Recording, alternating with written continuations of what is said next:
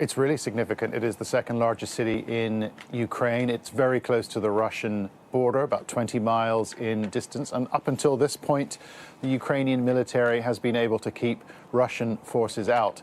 However, in the last couple of hours, we heard from the Ukrainian Interior Ministry. They said a group of special forces, Russian special forces, has entered Kharkiv. I just got off the phone with someone in Kharkiv. He said Russian forces had entered in two different directions from the northeast and northwest in armored columns.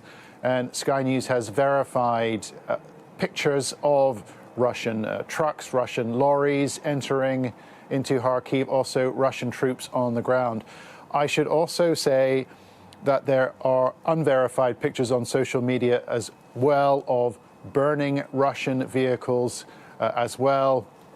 A tank or an APC, an armored personnel carrier, certainly looks or appears that at least one of these columns has been stopped. And I think this is one of the problems that the Russians have. Basically, the vast majority of people who live in that city do not want their soldiers to be there. The person I was speaking to, he was in his basement. He was taking shelter, but he said, "Look, you know, this is a city with many ethnic Russians, with many Russian speakers. But the fact is, it has changed. This city has changed over the last 10, 15 years. People do not want a Russian invasion. Their loyalty ultimately is to the Ukrainian government, to the Ukrainian state. And I think this is going to be a big problem for the Russians. They are going to be able to move special forces into cities like Kharkiv.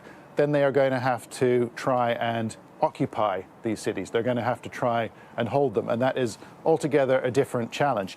We found out yesterday here in Dnipro that the vast majority of people just don't want them. They don't support them. They've been rallying together at these community forums, these civic buildings, trying to contribute whatever they can to the Ukrainian war effort, whether that's food, water, medicines for internally displaced people, or actually to sign themselves up to the military. I'm talking about men, women, a wide range of age groups as well. And support for Ukraine runs very, very deep indeed.